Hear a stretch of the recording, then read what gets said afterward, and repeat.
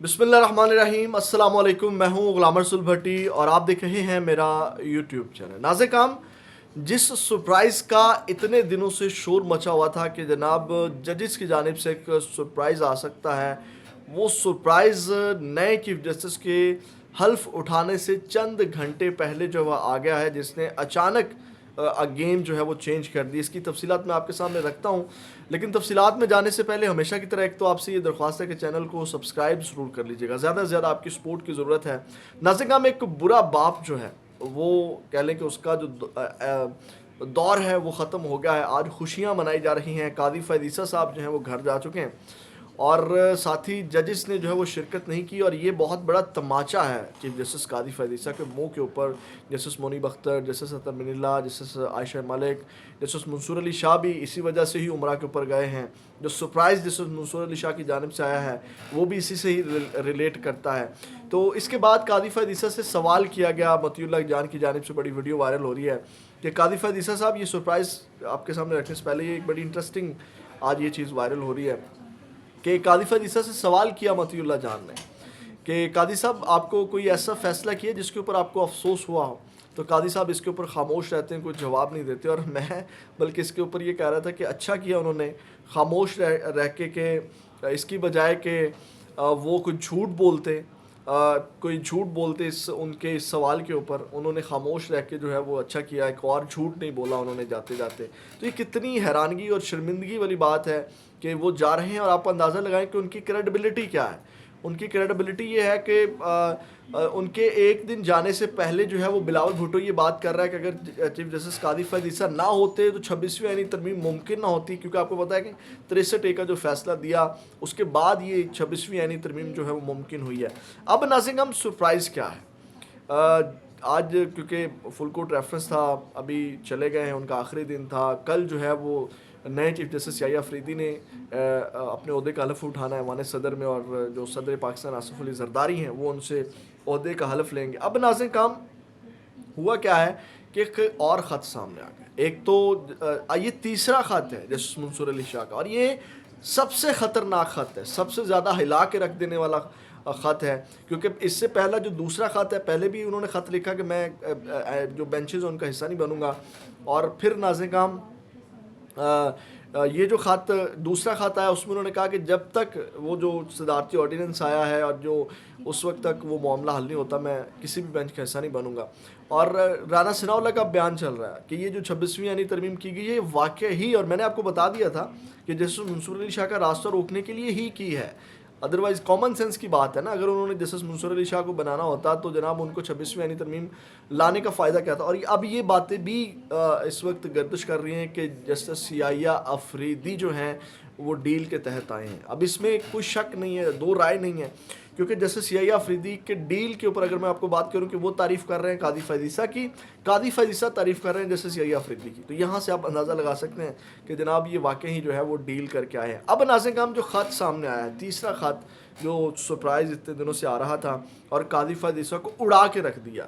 اب خط میں کیا لکھا ہے؟ جسٹس منصور علی شاہ نے سپریم کورٹ کے رجسٹرار کو یہ خط لکھا، اور انہوں نے کہا کہ یہ فل کورٹ جو ریفرنس آج جو ہوا ہے قاضی فیض عیسیٰ کے اعزاز میں، اس کا یہ حصہ بنایا جائے یہ خط، اور انہوں نے کہا کہ دنیا بھر میں جانے والے چیف جسٹس کو الوداعی تقریب دینے کا رواج ہے، اور جانے والے چیف جسٹس کی خدمات کو الوداعی تقریب میں سراہا جاتا ہے۔ اداروں کی طرح افراد کی میرٹس پر روایات انحصار کرتی ہیں۔ سابق چیف جسٹس ثاقب نثار نے اپنی آئینی کردار کی حدود سے تجاوز کیا، اسی سبب جسے ثاقب نثار کے ریفرنس میں شرکت نہ کرنے کا فیصلہ کیا تھا۔ جسے ثاقب نثار کے ریفرنس میں نہ جانے پر 17 جنوری 2019 کو خط میں 19 وجوہات بتائی تھی۔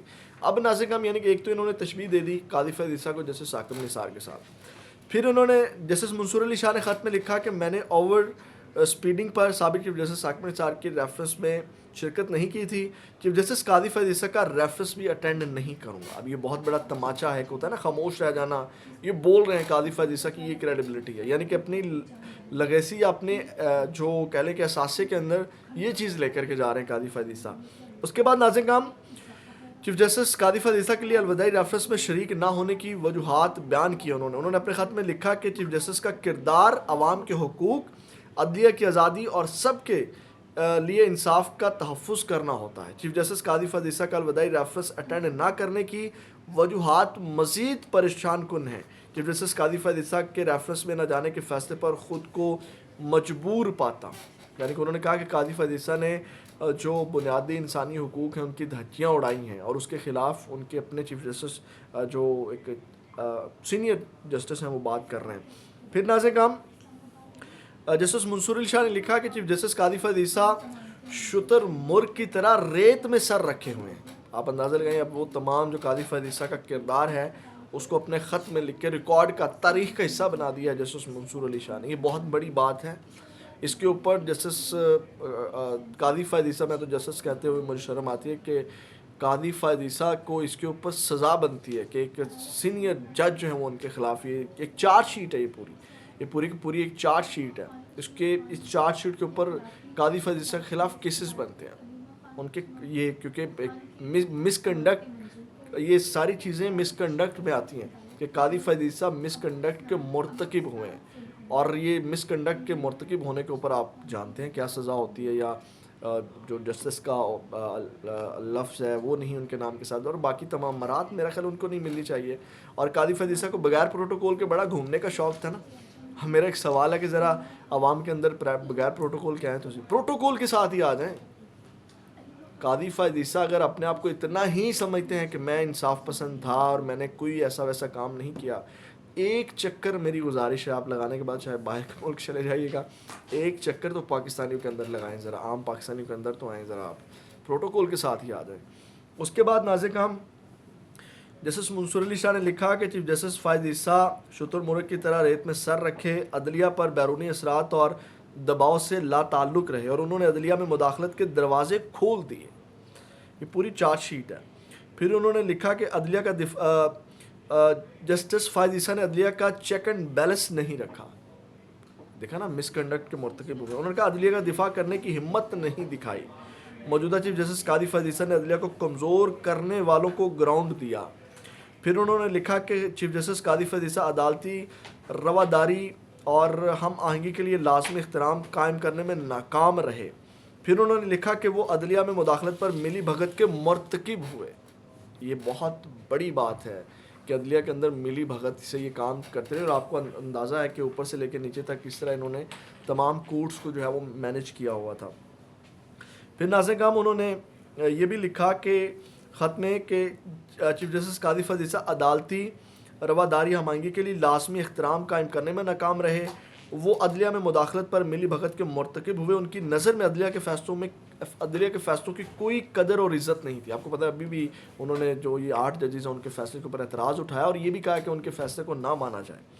اس کے بعد انہوں نے کہا کہ جسٹس منصور کہ چیف جسٹس نے شرمناک انداز میں کہا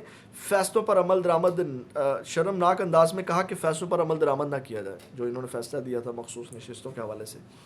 پھر انہوں نے کہا کہ جسٹس قاضی فائز عیسیٰ نے اپنے ساتھی ججز میں تفریق پیدا کرنے کی کوشش کی، اور وہ تفریق آپ کو نظر بھی آئی۔ ججز میں تفریق کے اثرات تعدیر عدلیہ پر رہیں گے، آپ اندازہ لگا سکتے ہیں۔ پھر انہوں نے کہا کہ فل کورٹ ریفرنس میں شرکت اور ایسے دور کا جشن منانا پیغام دے گا کہ چیف جسٹس اپنے ادارے کو نیچا کر سکتا ہے، ادارے کو نیچا کرنے کے باوجود سمجھا جائے گا کہ ایسا چیف جسٹس عدلیہ کے لیے معزز خدمتگار ہے، اور میں ایسے چیف جسٹس کے ریفرنس میں شرکت نہیں کر سکتا۔ یعنی کہ سادہ الفاظ میں وہ یہ کہنا چاہتے ہیں کہ اگر میں ان کے ریفرنس میں شرکت کرتا ہوں تو اس کا مطلب یہ ہوگا کہ چیف جسٹس قاضی فائز عیسیٰ ٹھیک ہیں، اور جتنی باتیں میں نے گنوا دی، انہوں نے اپنے خط میں جو لکھا کہ قاضی فائز عیسیٰ کے سخت یہ خلاف تھے۔ تو یہ وہ میں کہتا ہوں کہ یہ بھی ایک دیر کے بعد جو ہے وہ انہوں نے یہ جو سرپرائز دیا ہے، یہ جو خط ہے، یہ بہت پہلے آنا چاہیے تھا۔ یہ 8 ججز کو بہت پہلے قاضی فائز عیسیٰ کے خلاف کھڑے ہونا چاہیے تھا، اس کے خلاف ایکشن لینا چاہیے تھا۔ بہت دیر کر دی ہے، اور اس کا فائدہ کوئی نہیں ہوگا۔ صرف یہ ہے کہ قاضی فائز عیسیٰ کی جو تاریخ ہے وہ صرف سیاہ حروف کے ساتھ لکھی جائے گی۔ اپنا بہت زیادہ خیال رکھیے گا، اپنے اس چینل کا بھی۔ پاکستان زندہ باد۔